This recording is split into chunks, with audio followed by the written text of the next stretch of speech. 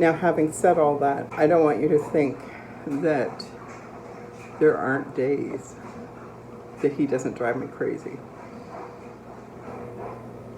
I am, again, for the most part, at my heart, I'm a perfectionist, and I find it very hard not to have everything in order and whatever, which is probably why, I was drawn to the job I had, because I love being efficient, I love being organized, I love, just all those things. Glenn does not have a perfectionist bone in his body, and most things couldn't care less. I was away for a few weeks, a couple times over the winter, up at my daughter's, and just, establishing some, feeling out the area, because that's where we want to go. I don't know how they did it, to be honest. I don't even want to know, to be honest. I know they cleaned up before I come home. I always gave them warning. I don't ever just show up. But even with me home, there's days I look at these guys and I think, man, whatever. Anyway, I could say a lot, but I'm not. And so those things don't matter to Glenn.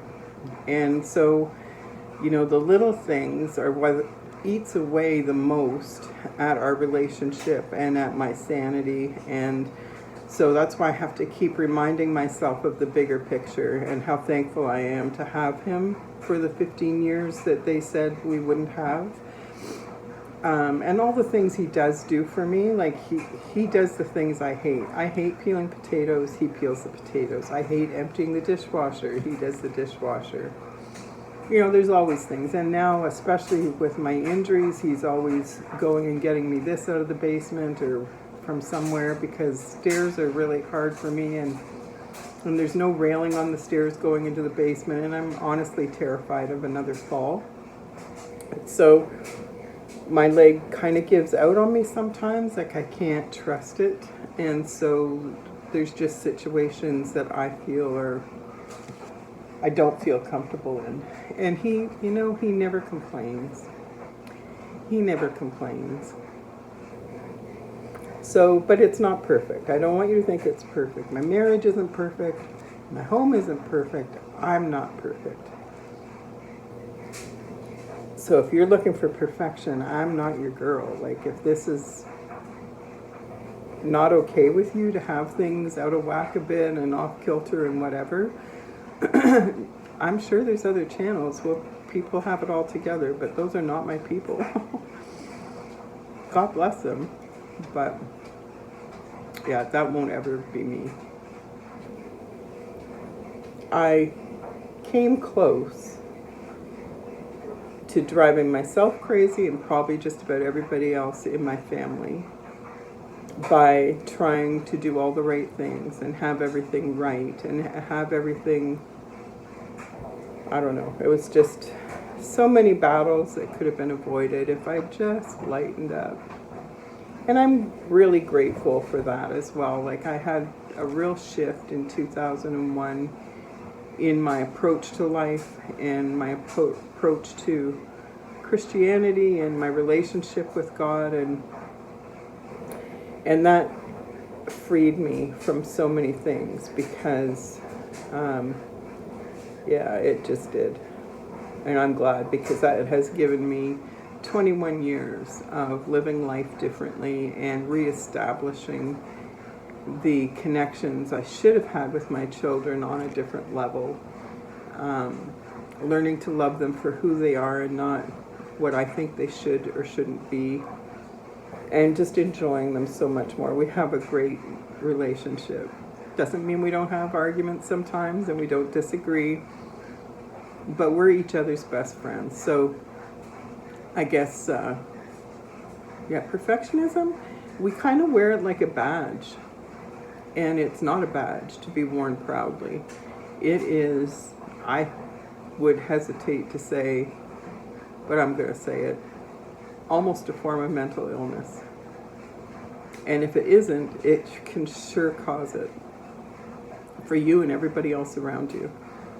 So yeah, I'm not even trying. I'm trying to undo a lot of that stuff. And it's not easy. It's not easy. There's still so many days I get so frustrated and I get angry and I get, just frustration more than anything. And I don't always handle that well. I don't want you to think that I'm perfect and I just, oh dear, like blah, blah, blah. It's like, no, are you kidding me? Like, how many times have we been over this? How many times have I asked this? How many times have I said, I don't like this? It just doesn't, I have to think that he wouldn't do it on purpose, because I don't think Glenn would ever purposely try to hurt me.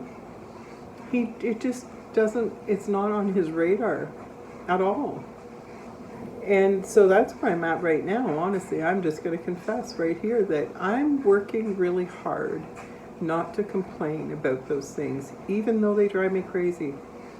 Even though I get so angry inside and frustrated and I slam cupboard doors and I slam drawers and I stomp around and all the things that we do. And I'm really trying to break that because it's going to rob me.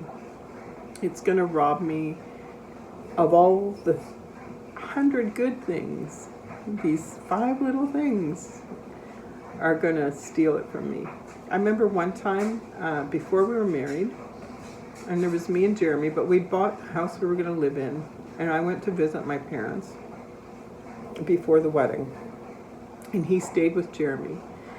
And when I came back, I walked in the door, and they greeted me right away, and they were both so excited, like little kids, like, we got the house all cleaned up for you. And I looked around, everything was vacuumed, everything was tidied.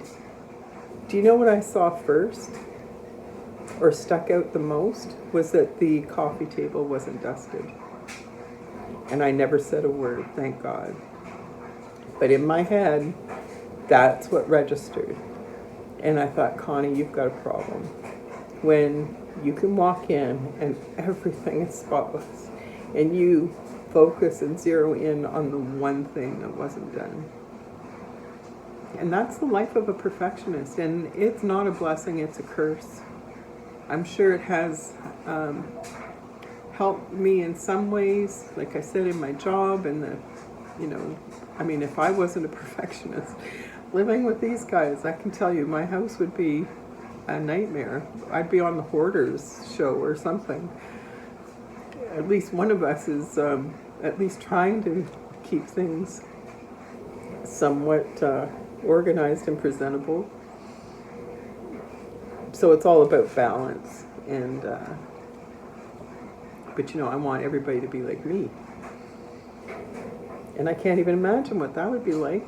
I can't even imagine what it would be like to have a bunch of perfectionists in the same house. Again, we'd probably kill each other because our versions and our perception would be different, and nobody would ever be good enough. Nothing would ever be good enough. So I'm learning to dial those things back and to really focus on what matters. What really matters. At the end of the day, is the coffee grounds dumped in the sink really a big deal? Some days it feels like it. Some days it feels like it, but in big picture perspective, probably not. Not when he empties the dishwasher and he takes out the garbage and he peels the potatoes and does anything I ask him, he will do for me. He just doesn't always think of it on his own. If I asked him to go rinse out the sink, he'd go rinse it out. But the next day, he'd still dump coffee grounds in the sink. So, I don't know. I think we get these things as refining irritants. Maybe to help us see what is really important. So yeah, I just wanted to have coffee with you. I just wanted to chat about a few things, mostly about the background noise if you hear it, and don't expect perfection from my channel because I'm on my way to recovering from perfectionism. So I'm not going to feed it any more than I already am. enjoy the people around you. Don't major on the minor things. There's going to come a day where that could be one of your regrets. Don't miss out on the great things that you have or that are happening by being miserable over the ones that don't meet your expectations.